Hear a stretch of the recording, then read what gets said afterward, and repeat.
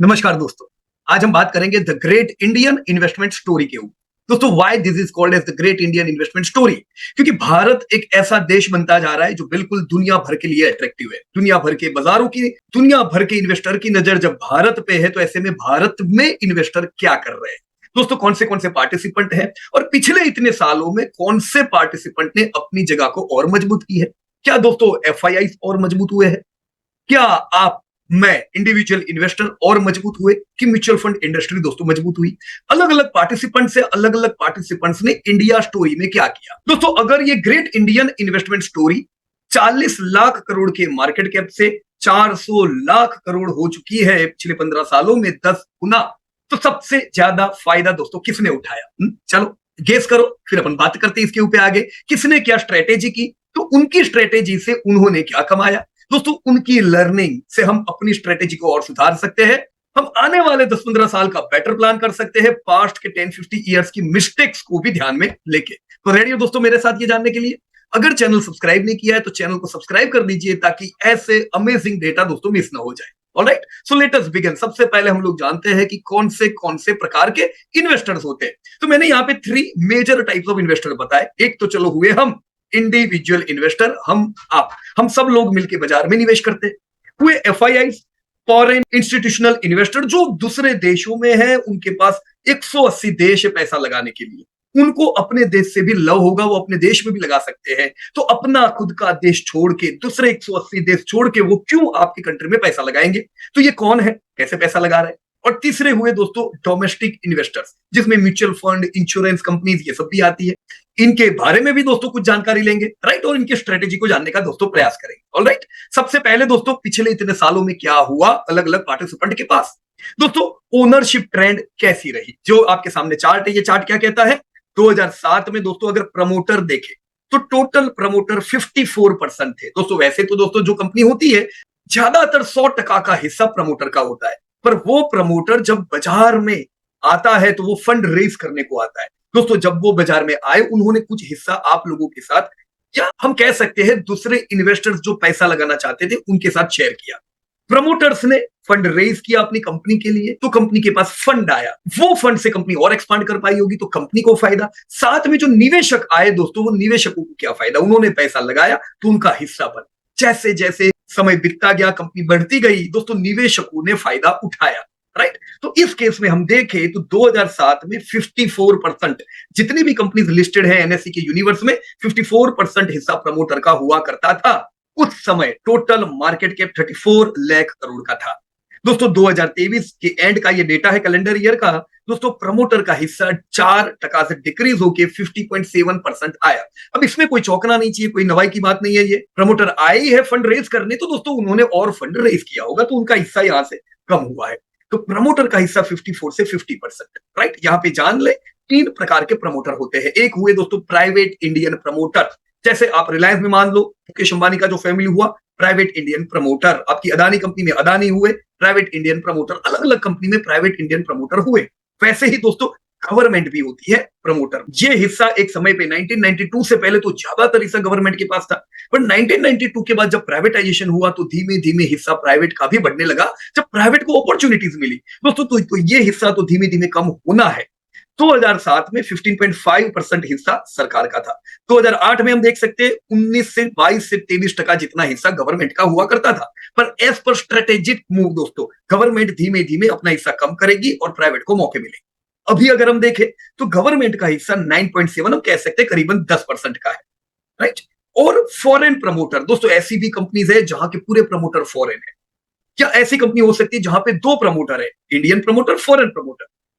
दोस्तों, जैसे for example Amara Raja battery, जहां पे इंडियन प्रमोटर भी था और फॉरेन टेक्निकल प्रमोटर भी था। अभी खाली इंडियन प्रमोटर है, फॉरेन टेक्निकल प्रमोटर निकल गए। कुछ कंपनीज ऐसी भी जहां पे पूरे पूरे फॉरेन प्रमोटर है। फॉर एग्जांपल जैसे मारुति हुई, ऐसी कई कंपनीज है जहां पे फॉरेन प्रमोटर का हिस्सा है दोस्तों। तो ये तीनों मिलके होता है टोटल प्रमोटर का हिस्सा, जो हमने जाना 4% से डिक्रीज हुआ है। राइट, तो इन्होंने जिनको अपना हिस्सा दिया, देखो 100 में से तो हिस्सा बटा है, पर 44 का 51 हुआ, तो ये हिस्सा भी बटा होगा। तो ये किधर गया होगा? दोस्तों, इंस्टीट्यूशनल इन्वेस्टर जो होते हैं, जिनमें हम एफआईआई गिन सकते हैं, जिसमें हम डोमेस्टिक म्यूचुअल फंड, इंश्योरेंस गिन सकते हैं, राइट, उनका हिस्सा 28 से 34.8% हुआ। तो सीधी बात है, अगर प्रमोटर का हिस्सा डिक्रीज हुआ है, राइट, बहुत सी बार ये होता है, जैसे आज डिमार्ट का हिस्सा बहुत बड़ा है तो लोगों को डर रहता है डिमार्ट अपना हिस्सा कम करेगा तो शेयर तो गिरेगा, पर ऐसा नहीं होता है दोस्तों। प्रमोटर हिस्सा कम करता है, अगर अच्छी कंपनीज है तो कुछ खिलाड़ी बैठे हैं वो हिस्सों को लेने के लिए। इस केस में हम देखें दोस्तों तो वो हिस्सा ले कौन गया दोस्तों? जो प्रमोटर का हिस्सा कम हुआ वो ले गई है इंस्टीट्यूशन, ये हो सकती है म्यूचुअल फंड, ये हो सकती है एफआईआई, जिनका हिस्सा 28.6 से 34.8 यानी करीबन 6% हिस्सा बढ़ा। अरे यार, प्रमोटर का हिस्सा तो 4% कम हुआ है, तो इनका 6 की तरफ से बढ़ गया, तो किसी और का भी कम हुआ होगा। वो और किसका कम हुआ होगा दोस्तों? नॉन इंस्टीट्यूशनल, जिसमें हम लोग आते हैं, हमारी बिरादरी दोस्तों। इंडिविजुअल इन्वेस्टर्स जो नॉन इंस्टीट्यूशनल इन्वेस्टर्स हुए, इन्होंने क्या दोस्तों, जब 2007 में हमारा हिस्सा 17.3% बाजार पे हुआ करता था, वो तो दोस्तों डिक्रीज होकर 15.4% हो गया है। तो ऐसा कैसे हो सकता है? आप तो ढोल बजा के कहते हो कि बहुत लिमिट अकाउंट खुले, बहुत इन्वेस्टर आए, तो ये सब इन्वेस्टर आए तो गए किधर? हिस्सा तो अपना बड़ा नहीं है। ये क्यों? ये जानना बड़ा जरूरी है। हम गलती क्या कर रहे हैं ये जानना भी जरूरी है, क्योंकि दोस्तों जो बाजार बढ़ा उसका कोई लाभ नहीं हुआ। ये 34 लाख करोड़ में हमारा हिस्सा 17% था, यानी करीबन 5 लाख करोड़ दोस्तों हम इंडिविजुअल इन्वेस्टर में बढ़ते थे। पर आज अगर ये 40 लाख करोड़ का बाजार हुआ है तो हमारा हिस्सा तो डिक्रीज हो चुका है। So we need to know why दोस्तों। इसका जवाब मिलेगा ये जानने पे कि असल में क्या क्या घटनाएं हुई है, लोगों ने क्या काम किया है, राइट। ये जानने के लिए हम प्रमोटर को हटा के खाली फ्री फ्लोट मार्केट कैप गिनते कि भाई चलो प्रमोटर को करो बाजू में, हम सब जो इन्वेस्टर है, हमारी जो दुनिया है, हमारा जो वर्ग है, उनमें कौन कौन लोग आते हैं, हमने क्या काम किया। तो दोस्तों डोमेस्टिक म्यूचुअल फंड इंडस्ट्री 2007 में 3.8% का हिस्सा रखती थी, राइट। अब जैसे जैसे समय बीता दोस्तों, एक बात तो क्लियर है, जैसे समय बीता है हम देख रहे हैं एसआईपी जबरदस्त बढ़ती जा रही है, म्यूचुअल फंड का पार्टिसिपेशन बढ़ रहा है, तो उन्होंने अपने हिस्से को 3.8 से 8.8% किया, यानी डोमेस्टिक म्यूचुअल फंड सफल रही है अपने हिस्से को बढ़ाने में, करीबन डबल का हिस्सा हो गया। तो कांग्रेचुलेशन सब लोगों को दोस्तों, निवेश किया आपने और देखो हिस्सा बढ़ा अपना, राइट। बैंक दोस्तों, वैसे बैंक अपना हिस्सा बढ़ाएगी नहीं, बैंक का हिस्सा जनरली मजबूरी में होता है। एचडीएफसी बैंक ने लोन दी हुई है, प्लेज रखे हुए शेयर, अब वो लोन का पैसा आता नहीं है तो जो गिरवी रखे हुए शेयर बैंक ने ले ली।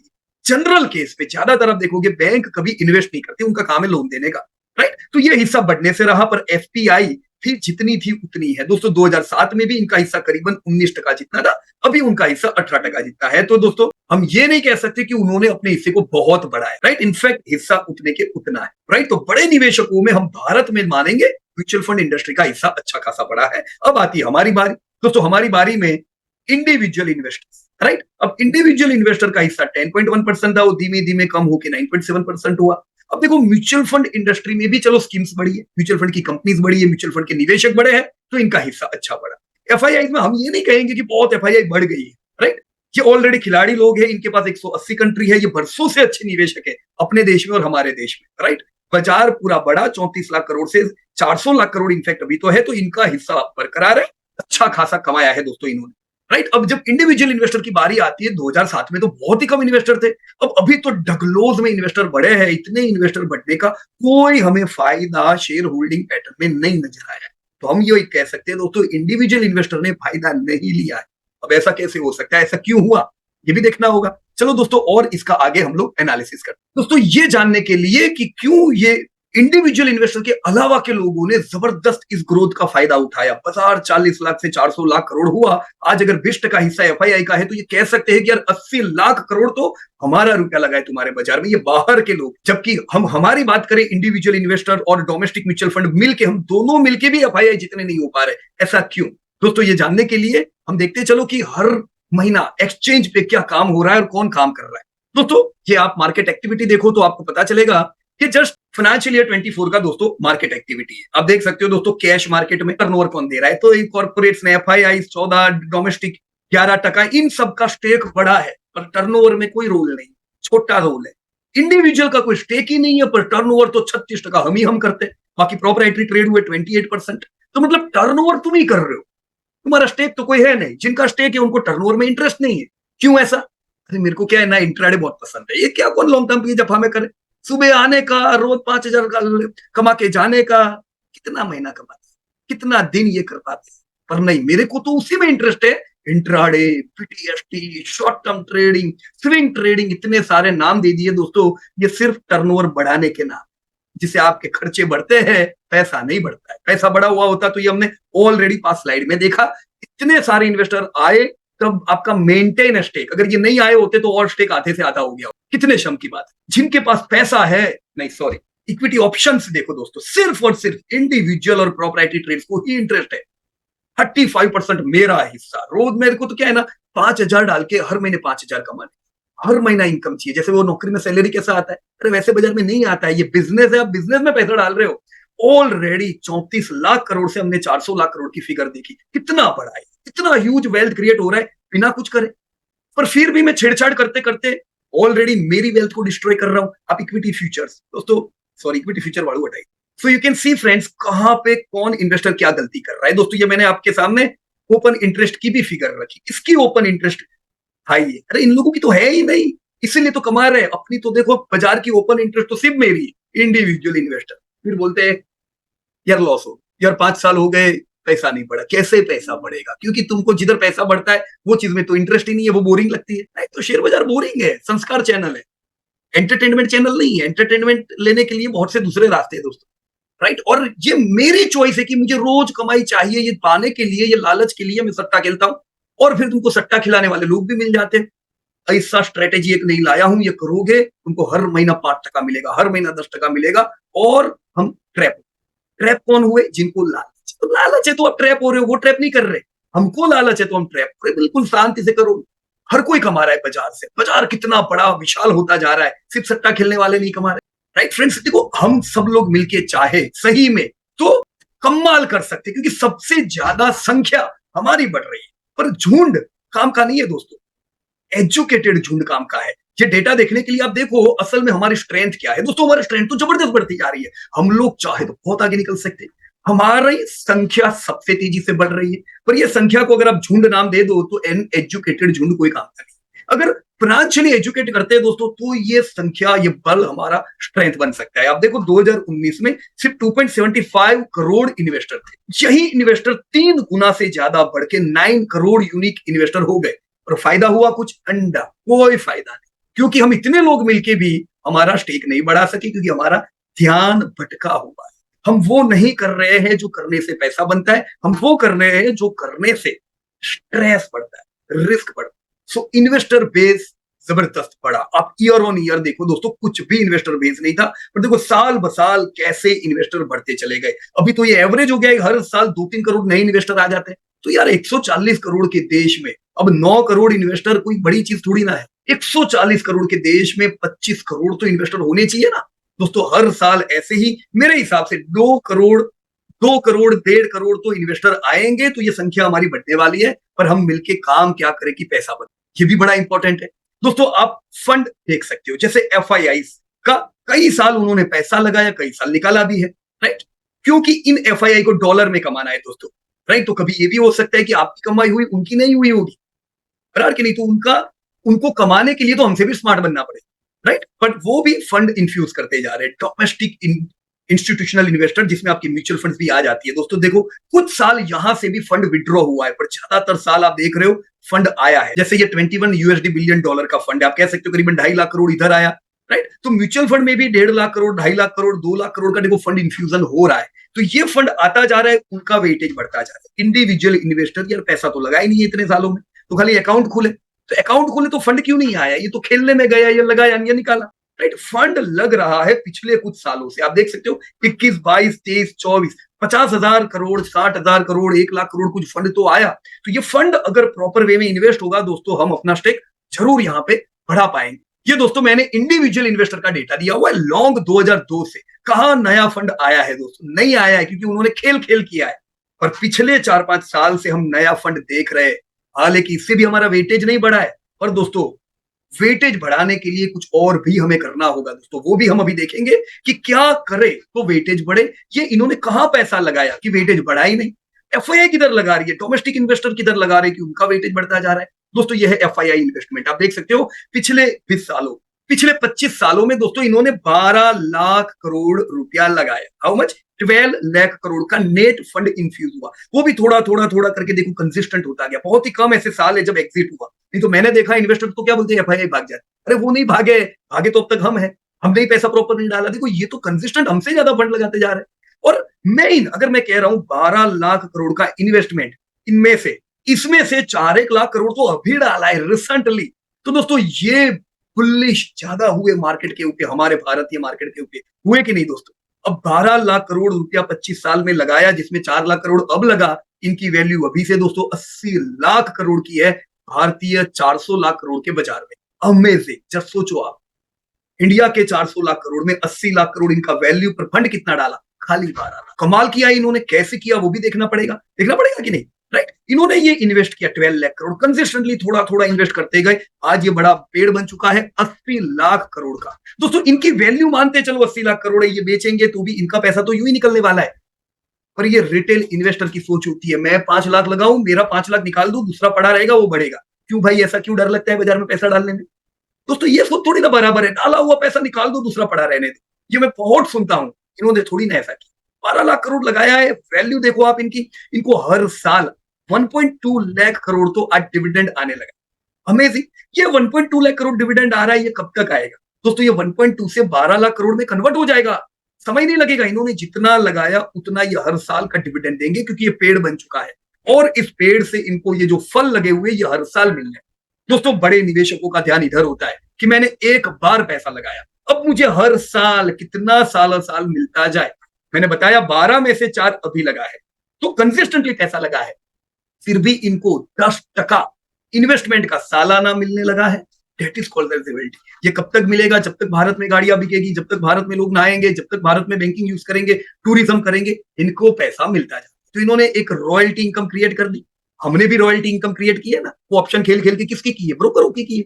अपनी तो करे। इन्होंने क्या काम किया? अच्छी कंपनियों में पैसा लगाया, वैल्यूएशंस बढ़े, आज इनकी फिक्स इनकम हो गई। दोस्तों ये एक बड़ा डिफरेंस है स्ट्रेटेजी में। आप एफआईआईस का वेटेज देखो, नेट इनफ्लोज है, कुछ नेट आउटफ्लोज है, पर इनका जो स्टेक था वो बड़ा कम था और इन्होंने over the period of time अपने स्टेक को दोस्तों बढ़ाया है।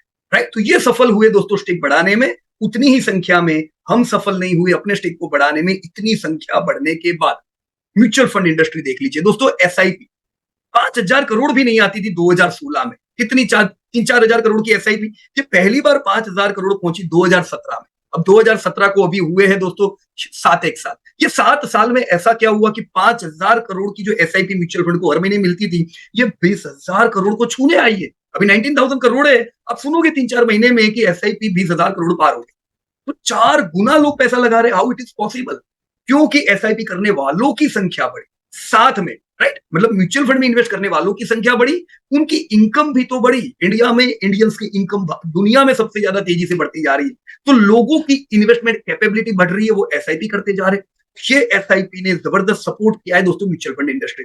अगर कुछ इसी प्रकार से एसआईपी यही इंडिविजुअल इन्वेस्टर ने अगर शेयर्स में की होती तो फायदा होता कि नहीं? स्टेक आपका बड़ा होता कि नहीं? इनका बड़ा। पर आपको तो खेलना है रोज फ्यूचर एंड ऑप्शन, इंट्राडे ना बीटीएसटी, तो किधर से बढ़ेगा दोस्तों? सिमिलर स्ट्रेटेजी अगर करे, यस दोस्तों, सफल हुए होते अपने स्टेक को बढ़ाने। Right friends, this is quarterly data SIP inflows. और आप देखो इनकी ओनरशिप भी कैसे बढ़ी। ये म्यूचुअल फंड इंडस्ट्री की ओनरशिप 7-8% की थी। अगर हम फ्री फ्लोट गिने तो, प्रमोटर्स को ना गिने तो जो हिस्सा है उसमें 7 से 8% हिस्सा म्यूचुअल फंड का था।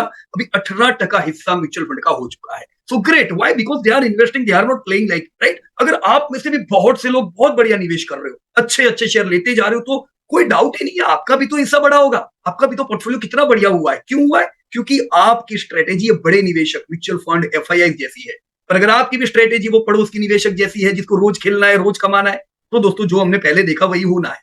कंपनीज देख सकते हो आप लोग दोस्तों, कैसे इतने सालों में 34 लाख करोड़ का मार्केट 400 लाख करोड़ हुआ है, क्योंकि कंपनीज बड़ी है। इतने समय में दोस्तों छोटी छोटी कंपनियां बड़ी हुई, जो बड़ी थी वो जायंट हुई। रिलायंस इंडस्ट्री दोस्तों 1994 5,000 करोड़ का टर्नओवर, 500 करोड़ का प्रॉफिट है। आज आप देखो 10 लाख करोड़ का टर्नओवर पे पहुंच गए, जायंट हुए कि नहीं? 500 करोड़ का प्रॉफिट करने वाली कंपनी लाख करोड़ के प्रॉफिट पे पहुंचने को आई है। 80,000 करोड़ का इनका आज का प्रॉफिट। पैसा बना हो कि ना बना हो आपका, अगर इसमें आपने पैसा लगाया था। टीसीएस 2005 8,000 करोड़ का धंधा, प्रॉफिट 1800 करोड़ का। आज दोस्तों 2.5 लाख करोड़ का धंधा, 50,000 करोड़ के प्रॉफिट पहुंचने को आए।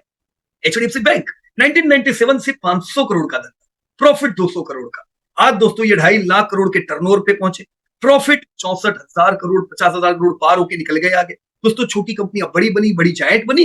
अब जिन्होंने भी ये सब अच्छी कंपनियों में पैसा लगा के अपनी स्टेक बनाए रखी, या जैसे जैसे कमाते गए स्टेक बढ़ाते गए कितना फायदा हुआ दोस्तों? आपके वैल्यूएशन बढ़े, आपकी डिविडेंड इनकम बढ़ी। लोग छोटी सोच रखते हैं कि लाख लगाया मेरा लाख निकल जाए फिर मैं बाजार में पड़ा रहने दूंगा, ये वो लोग सोच रहे जो डर रहे। दोस्तों जिन्होंने ऐसी कंपनी में लगाया, अरे लाख लगाया, लाख डिविडेंड आ रहा है। लाख नहीं, कंपनियां 2-2 लाख रुपए डिविडेंड दे रही है हर साल का। This is wealth that is creating from Indian market. Who owns India Inc? अभी हमने देखा दोस्तों, ये पूरा पाई चार्ट है, किसके पास भारत का 400 लाख करोड़ का बाजार है। 41% दोस्तों प्रमोटर, हमने ऑलरेडी देख लिया। गवर्नमेंट का हिस्सा 10%, चलो वो भी हो गया, तो 51% तो प्रमोटर हो गए। डोमेस्टिक म्यूचुअल फंड के पास हिस्सा 8.8।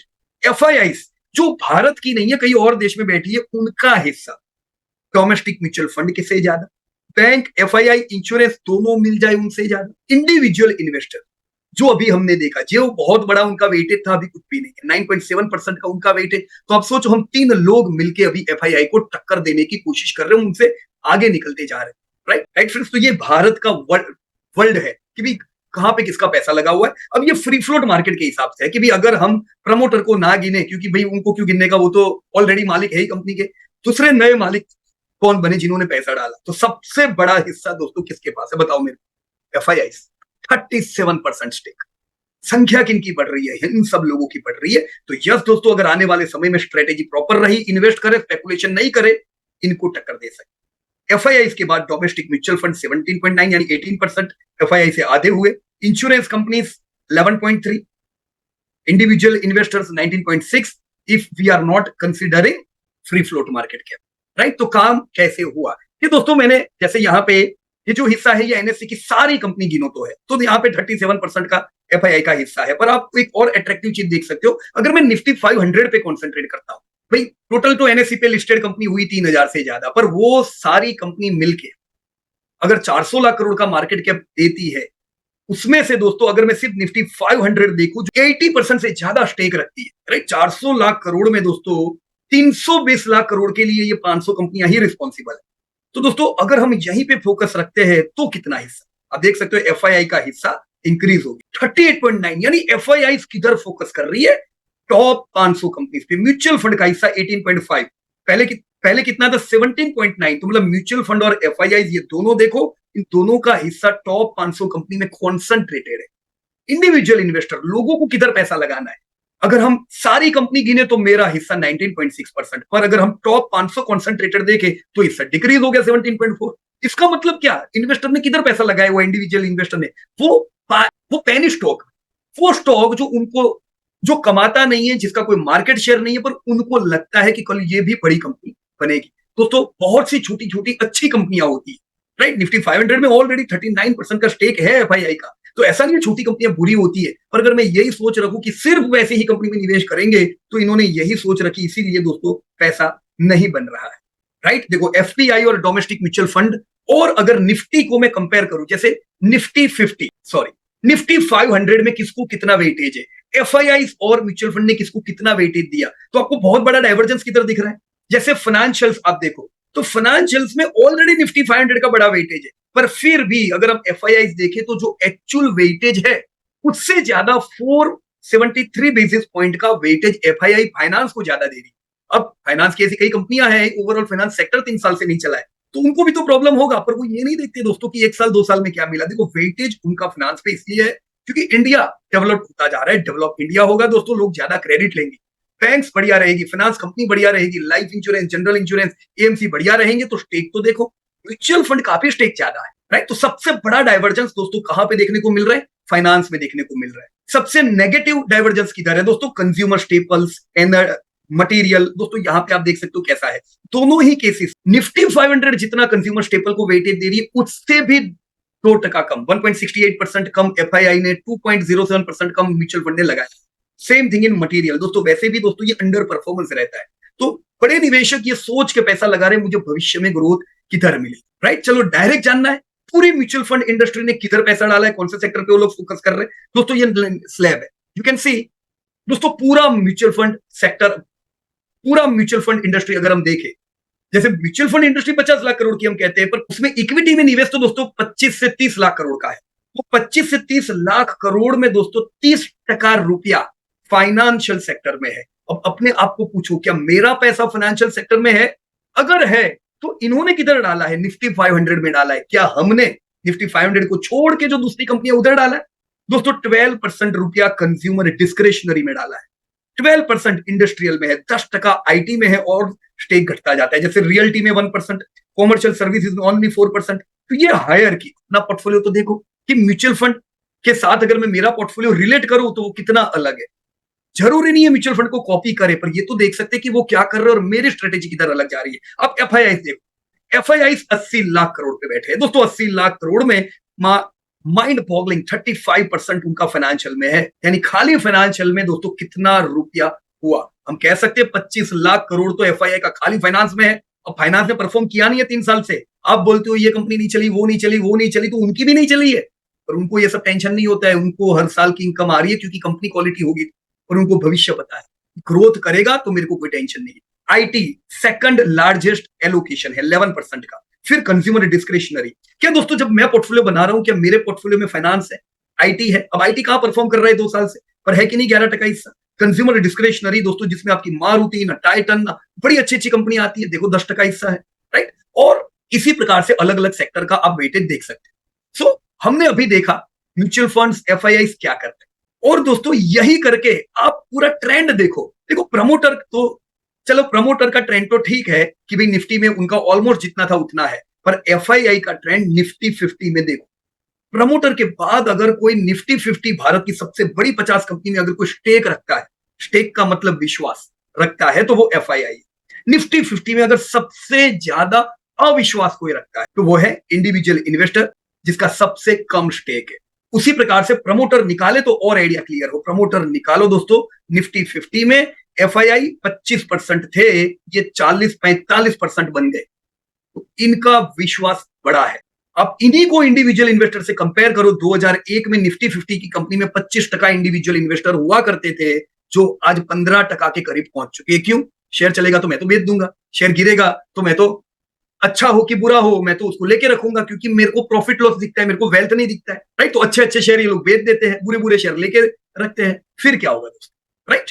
राइट फ्रेंड्स, ये निफ्टी 50 था। मैं आपको एनएससी की सारी लिस्टेड कंपनी का भी डेटा बता देता हूं। अगर हम सब एनएससी की लिस्टेड कंपनियों को गिने तो एफआईआई का हिस्सा बड़ा है ही, पर यहां पे इंडिविजुअल इन्वेस्टर खड़ा हो, उनका स्टेक म्यूचुअल फंड की कंपनियों से भी ज्यादा है। क्यों? क्योंकि अब तो सब कंपनी की बात कर रही है, तो इनको तो क्या है, वो सब पेनी स्टॉक में ही पैसा डालना है, right friends. Over the period of time हमने देखा एफआईआई का हिस्सा बढ़ा, हमने देखा म्यूचुअल फंड का हिस्सा बढ़ा, पर घटा है तो इंडिविजुअल इन्वेस्टर का हिस्सा, चाहे कितने नए डीमेट अकाउंट ओपन क्यों ना हो जाए, उनको करेंगे, ट्रेडिंग ही करना है, राइट। मैंने अलग अलग करके आप लोगों को डेटा बताया है डोमेस्टिक म्यूचुअल फंड का ओनरशिप निफ्टी 50 कंपनी का। यू कैन सी कितना बढ़िया राइज हुआ है, क्योंकि आप लोगों ने जबरदस्त फंड डाला है म्यूचुअल फंड में। 50,000 करोड़ की एसआईपी आएगी दोस्तों, ये स्टेक ऐसे ही बढ़ता जाएगा। So that's great. एफपीआई की ओनरशिप निफ्टी 50 में बढ़िया बढ़ी हुई है, राइट। निफ्टी 50 छोड़ के मैं टोटल एनएससी लिस्टेड कंपनीज में देखूं, बहुत ही बढ़िया दोस्तों ownership mutual funds, domestic mutual funds की बड़ी है।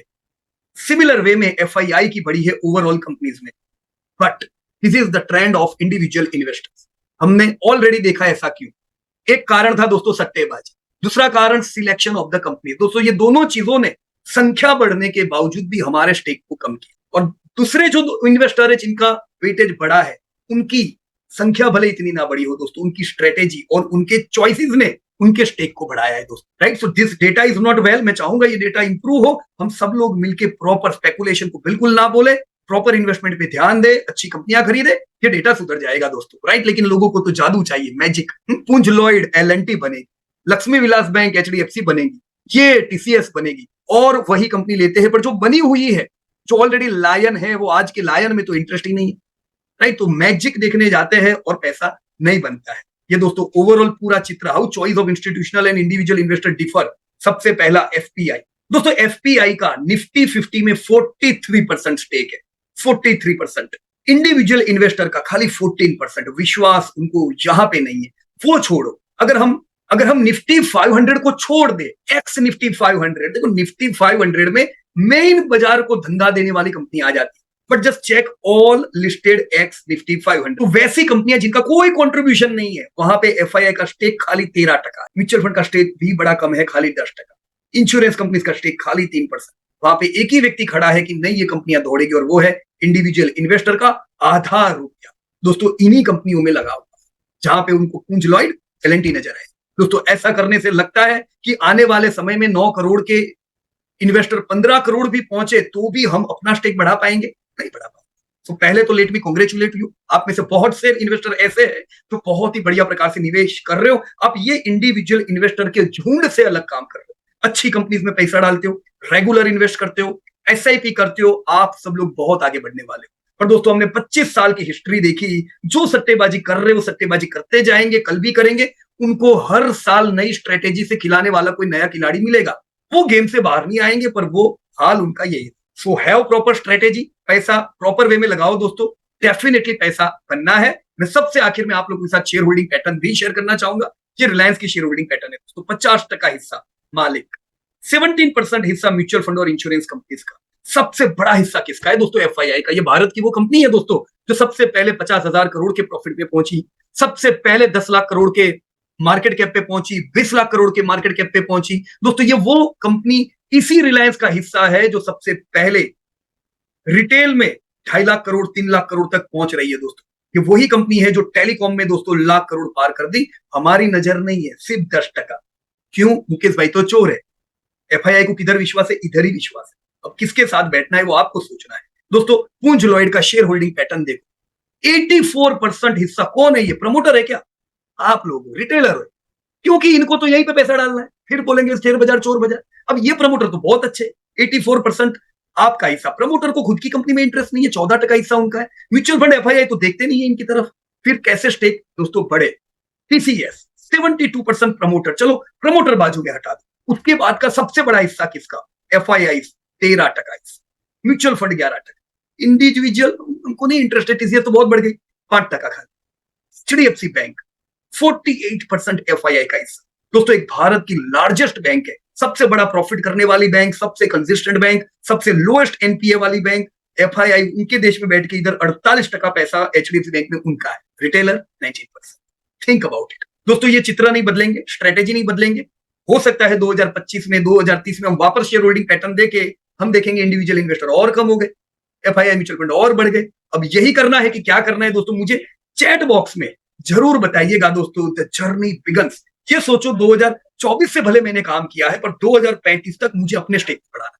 सो the journey begins here. Let's navigate your way to success together with profit from it. Thank you so much. Best of luck to everybody and Jai Hind. Disclosure: this update is for educating purpose. We are not tip provider.